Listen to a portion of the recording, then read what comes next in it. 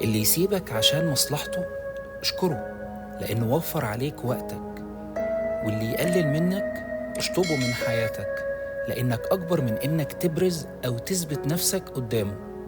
استغنى مش غرور، استغنى لأن كرامتك أولى. الاستغناء مش قسوة، الاستغناء وعي. مش أي حد ينفع يكون حوالينا، ومش كل وجود دليل على الحب.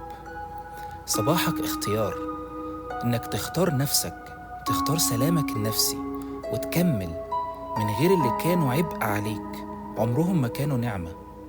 ردد معايا: اللهم ارزقنا راحة بال ما بعدها وجع، ورضا بجميع أقدارك، ونفوس بتعرف قيمتنا من غير ما تبقى حمل علينا. أنا مستر فايبس. لو الكلام ده لمسك دوس لايك واشترك بالقناة، لأن الكلام اللي بيوصل في وقته ممكن يغير حياة.